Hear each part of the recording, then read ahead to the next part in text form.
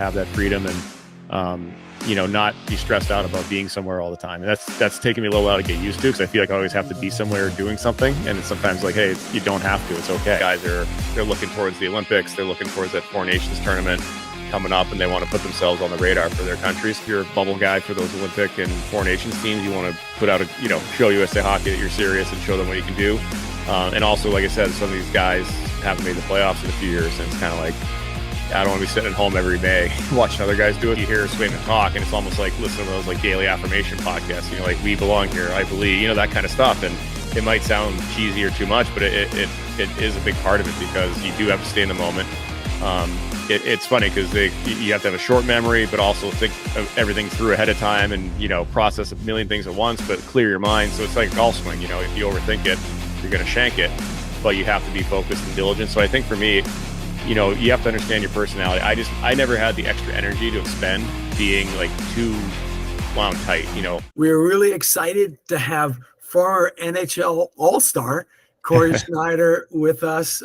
Cory is a longtime stop-it goalie, and a quick bio here. Started off with the drafted by the Vancouver Canucks in the first round, and then played for Vancouver and New Jersey. Ended up finishing up with the Islanders a year ago, and was an all-star in the NHL as well. World Juniors. A couple times, yeah. You did the World Championships as well. Yep. And you know what? I wasn't going to ask you this, but I'll ask right away on this World Championship. And it's only getting going, now. It's going into the third round of playoffs. So if you're playing in the World Championships, you're going 3-4 rounds deep in the Stanley Cup playoffs. Is that a consideration when deciding whether to go or not? It kind of is. I know it's a long tournament. I think it's somewhat unnecessarily long. You generally have a group of 8 teams, so you play each team in your group. So you play 7 preliminary games, plus you go over like a week early for a training camp. So if you go the distance in the tournament, you're there for a month. And I think for some guys after a long season, it's kind of like, do I really want to spend another month potentially? But I think at some point too, though, you should get used to playing this time of year, or, you don't want to be sitting around every April. That's where I was at one point with New Jersey. We just hadn't made the playoffs a whole lot. And there's a couple times where I had the shoulder surgery, I had the hip surgery, I had a groin surgery after seasons where I just couldn't do it. And then a couple of years, I just had newborns. So you don't want to leave them for a month when you've been gone all year anyway. So finally one year, I think in 2019, I'd had a not so great year, and I just wanted to keep playing, just kind of build off of the way I finished the season. And but yeah, it's definitely a commitment, because I remember when we went, you have guys who get eliminated in the first round kind of join you over there. And then if you go far enough, you get guys who get eliminated in the second round, even showing up for like the last few games. So it's definitely a long haul. But again, I think right now, especially guys they're looking towards the Olympics. They're looking towards that Four Nations tournament coming up, and they want to put themselves on the radar for their country. So I think a lot of guys were more than willing to go this year, where in years past, it was very optional, I would say. I think the lineups are pretty good this year. Yeah, better than usual. The amount of bona fide NHL players that are playing seem to be higher from my end.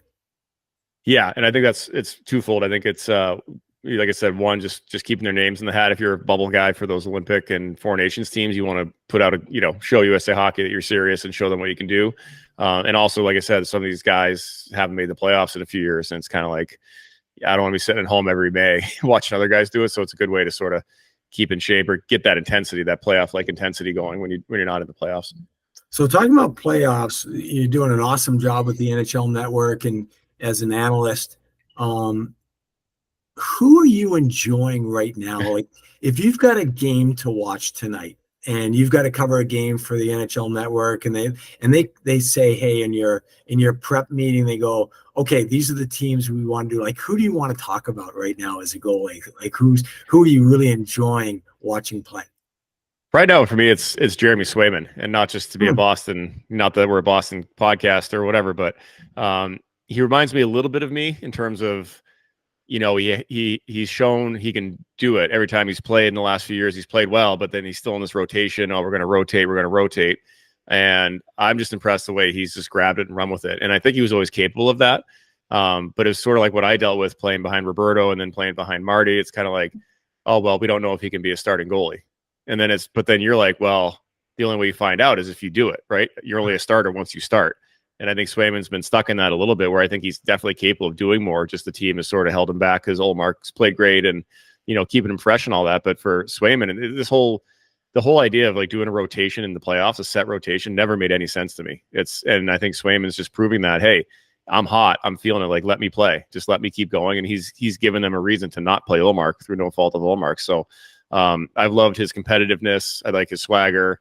He has been the best player for them by far, and in my opinion, probably the most important player in the playoffs for any team right now. I don't think the Bruins are even this far without him.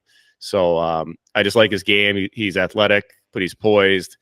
He tracks pucks well. He doesn't get overwhelmed by the moment. He stays calm. He stays in position, but he uses athletic gifts when he needs to. So I think it's fun to see guys have like coming out parties, guys you knew were capable of it, and he's showing he can do it. And I think sometimes you just need the opportunity, and as you know, when you get opportunities, you got to take advantage of them, and that's what he's doing.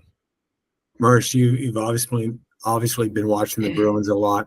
What do you see in Sway's game that puts him at this upper echelon right now?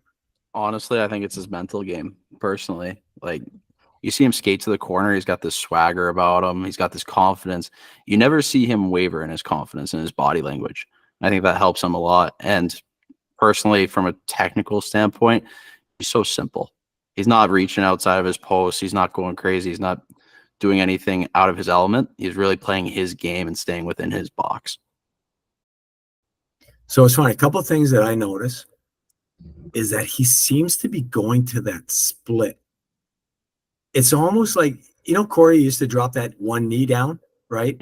And it was like, it was a VH, but it was on a shot. It was a blocking technique, and you drop that knee at the last second. Like, he seems to use the flexibility is incredible, but he doesn't sag. He holds his paint, and then he extends the pads out. Like, he jams guys left and right with those pads, and he's able to, in that position, keep his chest up over. And you see a lot of paddle. You guys, like, I see a lot of paddle down. Do you guys see that too? More than I thought, and more than I'm used to, because like it was a big thing back when Quickie and Marty used a lot of paddle down. So it sort of seems like it's not used as much these days, but he uses it well. And to your point, Dak, I think he uses his legs almost like a poke check. Like, he almost does that split and tight to make guys run out of room. And that's one thing I was going to say about him too, that I've noticed with some of these elite goalies in this day. I play with Ilya Sorokin quite a bit. Vasilevsky's like this, but the guys who are able to get hyper flexible and wide while maintaining their upper half, it's the body control. They're able to control their lower half while still maintaining posture in their upper half. So they play big. A lot of guys, when they get spread out, they fall forward, and now you're swimming and you're out of the play. But this kind of newer wave of athletic goalies like Sorokin and Swayman, they're able to have coverage, laterally, but maintain their height vertically. So you're not giving up the upstairs part of the net, or you're not falling and, getting out of position. So that's what's really impressed me watching these guys, is how they can rotate and extend their lower half while maintaining, posture and control in their upper half. Okay, so I'm going to ask you, Cory, if you can explain this to me, because I'm at the Bruins game, and it was when Joey played the Bruins, and I'm watching Sway come to the bench, TV timeouts. He's grabbing his water, looking around, checking things out, just 100% in the moment. And I remember talking to Joey about it, and he goes, Dad, you wouldn't believe, like, Olmark and Sway, they're just so relaxed and warm up, and they'll even goof around a little bit and have some fun with it. Like, they're not all stressed. And I know that, I think in one of the playoff games, Jeremy did an interview before the game, know, and I forget who was talking about it. They couldn't believe that he gave them a few minutes when he came in the rink to talk about the game or whatever. And he's got that be where your skates are mentality. Yeah. And I'm wondering for you, like, how long did it take you to figure out that mix of looseness and intensity at the same time? How long did it take you to figure out, like, how you had to be able to be in the moment and not be too ramped up or not be too low? Yeah, it's a good question. It's tough. And I think as you had said, it's in between the ears quite a bit. You hear Swayman talk, and it's almost like listening to those like daily affirmation podcasts. You know, like we belong here, I believe. You know, that kind of stuff. And it might sound cheesy or too much, but it is a big part of it because you do have to stay in the moment. It's funny because you have to have a short memory, but also think of everything through ahead of time, and process a million things at once, but clear your mind. So it's like a golf swing. If you overthink it, you're going to shank it, but you have to be focused and diligent. So I think for me, you have to understand your personality. I never had the extra energy to expend being like too wound tight. I know guys like don't talk to him on game days or don't touch his stuff or don't go near him. It's like, for me, I want to converse with my teammates. I want to be part of the team. I don't want to be on an island. I don't want to be by myself in terms of how I interact with my teammates. So I would always talk to guys. Hey, come talk to me. Let's talk. But when it's time to play, you have to really zone out any outside noise. And but I like to keep it light because, again, I'm the kind of guy that if I got too wound up or too in my own head, it would tighten me up. And you need to have the best. When I felt the best is when I was relaxed, but rigid in a good way, like tight with my emotions, but like relaxed in my body. It's when you get too tight where, you can't move your arms or you're stiff or that kind of stuff. That's when you're too wound up. So it's a fine line of, being overly intense because, what I found out is, we've talked about it. It's a reactive position. It's not a proactive position. You can't take all of your energy and go throw a hit or go skate a million miles an hour up the ice. You have to stand there and wait for the puck to come to you before you can do anything. So I think once you understand that's a reactive position that you can't force the action, you have to wait for it to come to you. It sort of balances you out a little bit. You say, all right, I need to be sharp. I need to be aware and intense, but I also need to be relaxed and calm so I can move and, see what's happening in front of me. So it took a few years. When I came into the minors after college, I was probably a little too loose. I was doing the same routine I did in college. This will be no problem. And I struggled. I had a tough first half of my first year in Manitoba. And, I kind of got reamed out by my coach about like, you need to prepare like a pro. You need to carry yourself like a pro. You need to take this more seriously. And it wasn't that I meant to, I just didn't know. And I had to go through that to figure out, okay, like I need a new pregame routine. I need to find a way to get more locked in and more focused because what I'm doing right now isn't working.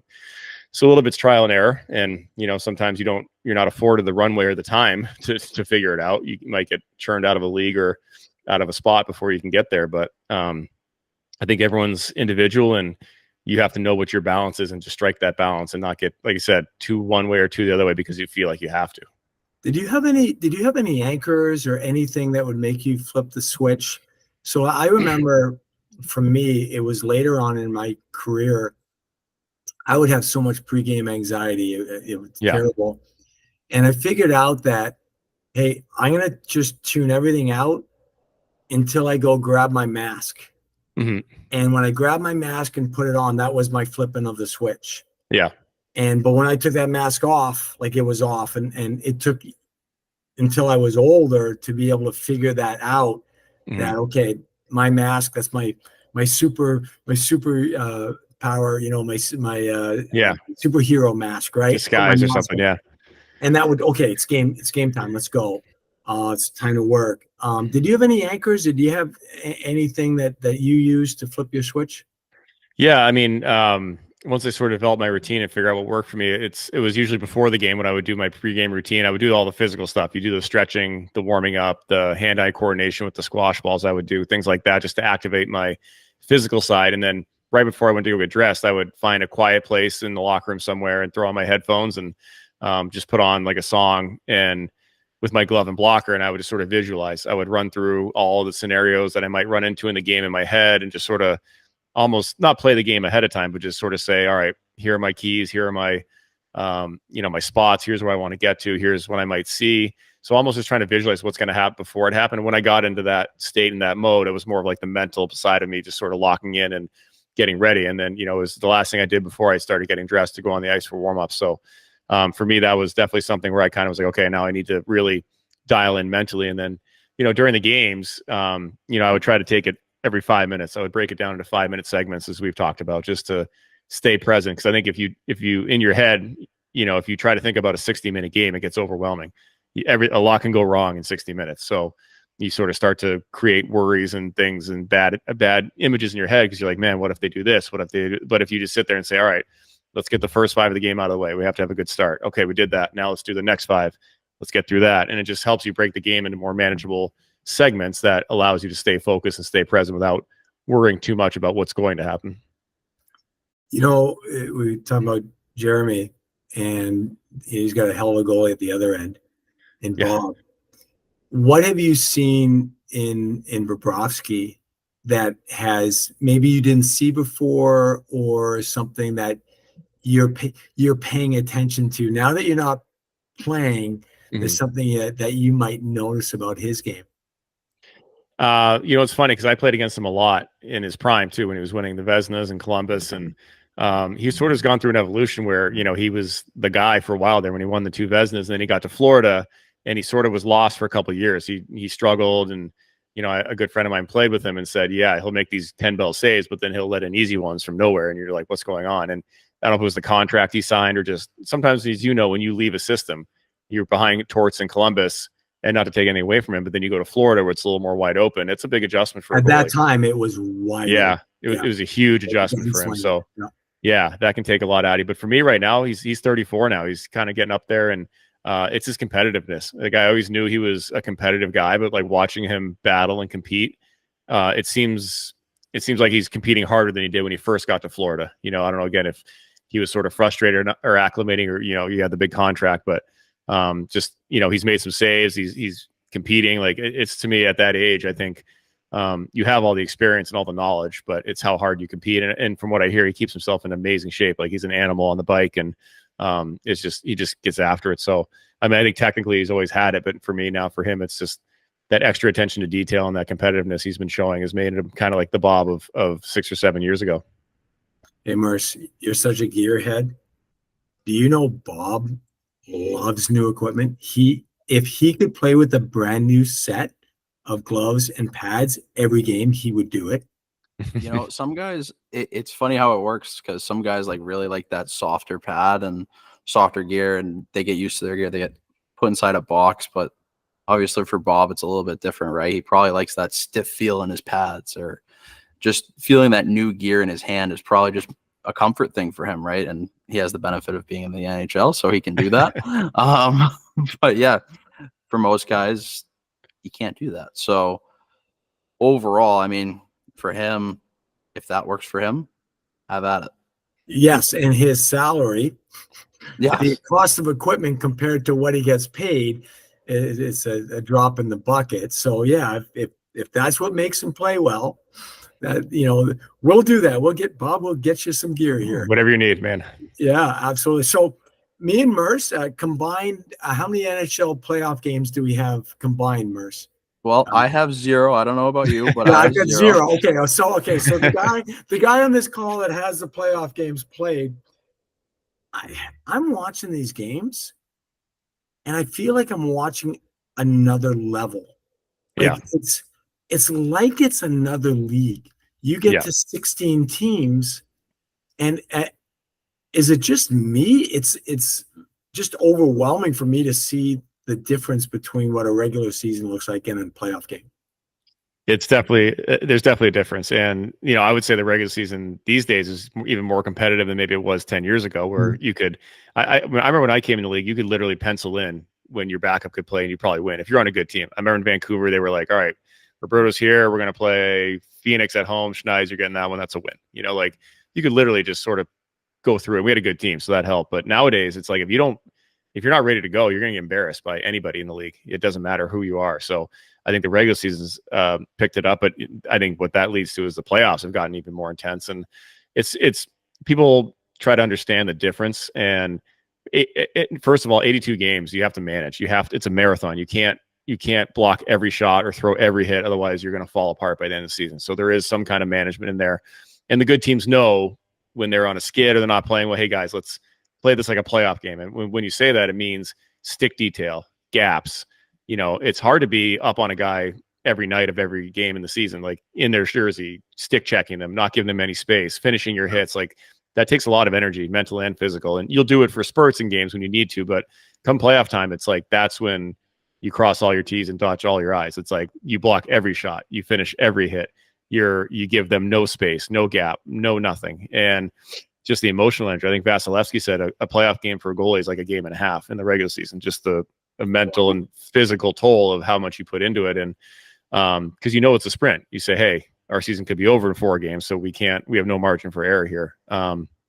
So it definitely is I think it's a cognizant elevation of the game from everybody. Hey, I'm gonna, and we talked about this too. Just I think Brad Marsh on his comments yesterday about like trying to hurt people in the playoffs. It's like you don't hit the guy in game 1 to hurt him in game 1. You hit him in game 1 that hopefully by game 6 or 7 he's so tired of getting hit, he's either going to wear down and maybe get hurt, or he's not going to want to go back for that puck, or he's not going to want to go in the battle with you because he's so sick and tired of getting beat up. And I think that's the mentality you have to have, and that's what's different about the playoffs than the regular season. So, and I think for goalies too, like you have zero margin for error, so you have to be on, and you can see the guys who, even if they give up one, or you saw Freddie Anderson last night gave up one bad goal and their season's over. So that's you're talking about the margin of error for goalies come playoff time. So you really have to mentally just give everything you have to every second of every game, and then as soon as you're done, you just shut it off for 24 hours and try to get your juice back. So one of the things that was interesting, we just did our Stop at Goaltending U coaches call earlier today, and we were talking about Rod Brindamore's comments after the game, and he had a comment like, "Oh, well, you can't give up those goals and expect to win," something along those lines. And I have such a hard time with that. Yeah, in the sense that there's a D-man that probably had 2 giveaways, 3 missed assignments, an offside, I just have a hard time with coaches calling out a goalie for a goal against a mistake. Yeah. While the game is full of mistakes. Yeah. Yeah. I mean, I understand it's kind of the price you pay. That's sort of the job requirement as a goalie, that you have to understand that, as you said, a forward can make 8 mistakes in a game and you can win. A goalie makes 1 mistake and you lose the game. And that's just the margin of error. And I think more so from that standpoint last night, I think sometimes it depends on when you give up that goal and the circumstances. If Freddie gives up that goal 8 minutes into the first and it makes it 1-0 Rangers, it's a little different than giving it up with 10 minutes left in a 3-1 game, and now all of a sudden the Rangers have life and then they come. So it's like, I think there are varying times when it's no goal is a good goal, obviously, in a goalie's mind, but sometimes it's better to you can give up bad goals in certain spots that are less damaging than others. So maybe that's more what he referenced. But yeah, it is a bit unfair, but that's sort of life you choose when you become a goalie. You're the hero, or you're the GOAT. It's so interesting that what you just said, because I'm going to go back a few years and I'll never forget you told me this. You said the key to playing in the NHL is to be able to recognize when the play starts to amp up. Yeah. And there's certain periods of the time certain periods of the game where you have to identify the fact that, guess what? A goal's coming. Right. Here it comes. I have to raise my level for the next minute or 2 minutes until everything calms down. That momentum starts to go and that other team starts getting momentum. You have to identify those times when the other team has momentum, and you thought that was such a big part. And maybe it comes down to 3-4 minutes a game, but you have to understand when those 3 to 4 minutes are.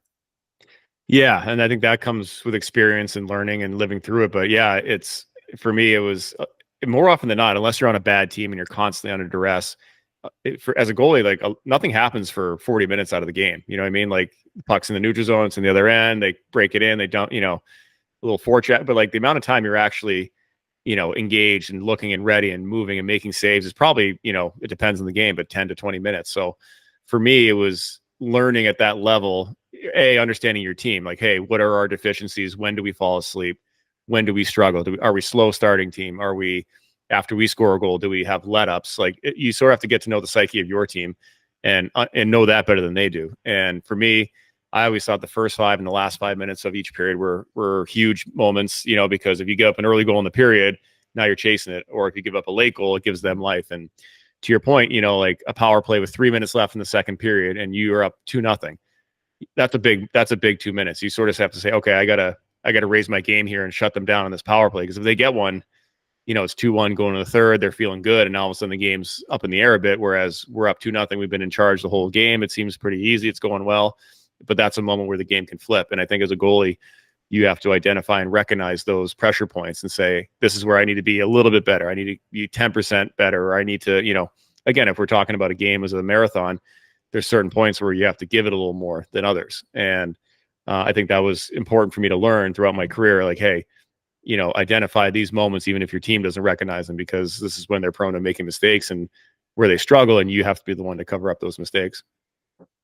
Hey, Mersh, on that call today, we were talking about the decision to go to Calvin Pickard in game 4 and then go back to him in game 5. What were you thinking? Would you have gone back to Skinner for game 5 if you were the GM and the coach there?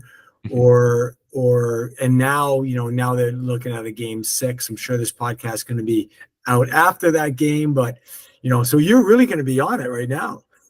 What you would do at this point, and I'll ask you, and then I'll ask Cory kind of what his thoughts on what that psyche might be for Stuart Skinner right now. Yeah, I mean, there's so many moving parts to it too. Like, you got to look to next year as well, but obviously they're focused on winning games right now. I mean, Pickard wins game 4, you go back to him for game 5. Makes sense, right? But by the same token, like, what if you don't put Skinner in? And now you got to find a new goalie for next year, right? So, I mean, for game 6, for me, I like Skinner. I like his game a bit, but that's just me. I would go with him, and I think you give him that run and see what he does with it at this point. I mean, I don't think goaltending is their number 1 issue as of now. So overall, I'd go back to him and see what he can do, and then you can take it back to the drawing board if it doesn't go well. GM Coach Schneider. I didn't disagree with it in the first place going to him. I think sometimes you would have kept on riding him. I think game 4 made sense because I think sometimes your team plays better in front of maybe a lesser goalie or the backup. And I think that's what Edmonton did in game 4. They gave Vancouver nothing. Like, Pickard did what he had to do, but he wasn't outstanding. I think sometimes it's more of a wake-up call for your team to lock it up defensively. And I think at that point, it was almost more of a vote of no confidence for Skinner than it was a vote of confidence for Pickard. That I think Knobloch just didn't like what he was seeing out of Skinner and said, we'll take anybody else right now and see if we can play better in front of him. So I will say that I do appreciate these days that more coaches are willing to stick their necks out and make big goalie decisions. I think it used to be, we're going to go with the guy that got us here. Whether he's playing well or not, I'm going to ride or die by my starting goalie because that's a safe play for the coach, right? You're not going to get shriveled for playing your guy, even if he's not playing well and gets lit up.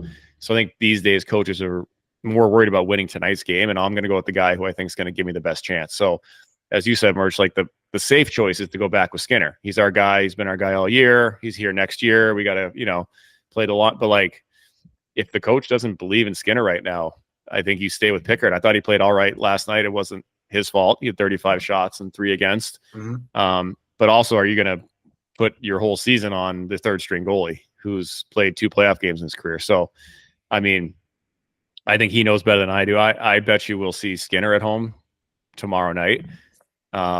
But I mean, if it was me, I mean, again, I haven't seen enough of Skinner in practice and how he's looked and how he's feeling and all that kind of stuff. I think that goes into it. But, it's going to be interesting, but I would not blame him if he's stuck with Pickard. He's played all right and he's gotten them to this place at this point so far. But capping that off, I will say that if they're going to win the Stanley Cup, it's going to have to be Stuart Skinner. I don't think Calvin Pickard is going to take them to a Stanley Cup. That's why I thought one game you got to win. You go back to the guy that you think can win. That was kind of my thought. But we'll find out. We're going to find out very, very shortly. Another goal I want to talk about would be Shesterkin. Yeah. And, for your era was the era of the big goalie. Yeah. And now you're watching your and not small by any means, but your 6'1" guys are, more and more 6'1" guys. And I look at the speed of the game and the transition, the east-west, back and forth. And I just think that the skating, the quickness, the agility, I think we're starting to see the size come down because it's just so fast. Yeah. Yeah. I mean, I think that's a huge part of it. I think, even like I'm not trying to pick on him, but even Freddie Anderson, we talked about it. He looked like he lumbers a little bit. He's a bigger guy. He's heavier guy, takes up a lot of the net, and he's great when he's, in position and makes that save. But the lateral and the footwork aren't quite as good. And, again, I look at Ilya Sorokin. He's 6'3", but he's thin. He doesn't take up a lot of the net, but he's so quick and gets to his spots and is so fast that it almost doesn't matter. So I don't disagree with you there. I think when you're that big, you're 6'5", 6'6", and you're moving that much, it opens up a lot of holes that you have to shut down pretty quickly. I know Ottinger's gotten pretty good at that, and you're just going to see better and better athletes at that size. But I agree with you. The Saroses, the Shesterkins, the guys who are 6'1", but can skate and body control and, understand their IQ and their gaps and all that. I think there's definitely a place for them. And, I thought Shesterkin last night made some big saves in the third, just to keep that game where it was. So, yeah, I mean, I agree with you. Like the game is just moving too fast. It's too lateral. Guys are too skilled at making plays, and you got to be able to hold your feet and get around the net quickly. Otherwise you're toast. Now tell us a little bit about, so Cory Schneider, the goalie, the era is over. All right. Yes. And now you're moving to the next phase of your life. How has it been? I mean, you're obviously just turning the corner here, and you're staying in the game. You're involved with the NHL network, and tell me a little bit about what you're up to. Of course, the podcast. I think it's awesome what you and Brian are doing with talking about development and your approach and your philosophies to it. If you could share a little bit about what Cory Schneider's up to. Yeah, it's been a good year. It's been about a little over a year now since I officially retired, or played my last game, I should say. And, it's a bittersweet thing. It's a good thing in a lot of ways because, you don't have to, be beholden to a schedule that's very unusual. The hockey schedule is a very unusual schedule in terms of family life, in terms of weekends, in terms of vacations. So, my family has sort of lived our lives according to my schedule for the last, my wife for 12 years, my kids for 8 and 6 years now. So to have that freedom to just drop them off at school, to go to their events, to go away on the weekends. We've done trips to Florida and Hawaii and California in the winter, which we never been able to do. So just fun things like that, to have that freedom and, not be stressed out about being somewhere all the time. And that's taken me a little while to get used to, because I feel like I always have to be somewhere doing something. And it's sometimes like, hey, you don't have to, it's okay. So that's been great, just to be around them more and watch them at this age, because you don't get those years back, as so, and it's a tough thing though, because you either stay in the game of hockey or you don't. I think that's kind of, you basically have your master's in hockey. If I were to hand in a resume to, UBS financials, they'd be like, what have you done in the last 15 years? Like, oh, here's my hockey DB stats. Like, you don't have a working resume. So if you do decide to leave hockey, you kind of have to start from the beginning, which as a 38, 39-year-old is, not something you necessarily want to do. Do you want to go work a 9 to 5 for 5 days a week in the city? Like, I mean, not really. It's not that you don't have the motivation or the ability to, but at this point in my life with my kids, it's like, is that what I want to do while making a base salary for them doing that? So it's a lot of, it's sort of a transitional period. And again, I was blessed to make enough money in my career where, I don't have to jump into something right away just to keep the lights on. So I think that's a huge advantage for me that not everyone has.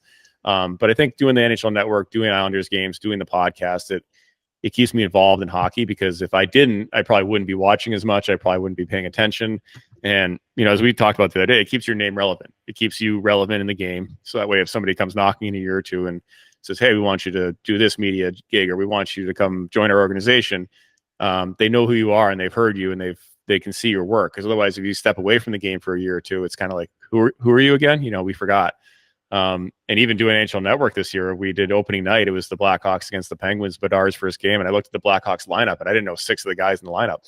And I was like, I was playing in pro hockey last year. I don't know any of these kids, so the game will pass you by quickly if you stop paying attention. So for me right now, I've enjoyed doing it. It's kept me busy without being too busy. In the future here, and obviously again, my wife's sacrificed a lot. Our family sacrificed a lot to allow me to do what I love to do and pursue my dreams. So, it's kind of, what kind of things do we want to get into, individually or separately. So it's a lot of things. Like this year was kind of just like not a sabbatical year, but sort of just like a transition year where I could just kind of relax and, not beat your body up and, be around more and while still maintaining that connection to hockey. So whether that is what I want to keep doing, I haven't really decided yet. It's more just sort of getting a feel for it, see if I like doing the media stuff, see if they like me. Like you said, I've started a podcast with Brian Boyle called One Time All-Stars. So, we like to just sort of chop it up about life and what life post-retirement's like for hockey players. And also just kind of stay doing the thing we love the most. So to answer your question, it's been great. It's been, like I said, nice to not beat the body up every day at this age, but at the same time, you do tend to miss that structure and that routine and, having a purpose every day to get up and say, oh, well, I got to go to the rink. I got a game tonight. I have this. And you sort of lack that a little bit. And I think the goal is to find that purpose in your post-career life. Okay, this is going to be a weird one. You dream about it? Like, because to this day, I will have a dream like I'm in between periods and I can't find my skate. Yes. To go back on the ice. Like, and this is like, I'm old. Yeah. And I still have this, I'll have a dream like I'm late for the bus. Yep. Merce is shaking his head on this. Merce, you're the same way? I literally have dreams that like I show up to the rink and I forgot my bag. Mm-hmm. Like, absolutely. It's a nightmare. Yes, absolutely. Yes. Corey, you having any of that? I do. I did when I played, but I do now. It's like I'll have occasional dreams of actually playing, and usually doesn't go well when it's playing. But yes, I do have dreams once in a while of like, yes, being in the locker room, trying to do your pads up because you're running late to get on the ice, but you can't quite move fast enough to get your gear on in time, and you're starting to freak out because I do have those dreams. So yes, that is a thing for me as well. Merce, we're going to have Brett Gilmore, our performance coach, do something about this. I know. About goalies having dreams. I know it's really funny because when I start getting overwhelmed with business and life and everything like that, I will start dreaming about going back to playing again. Yeah.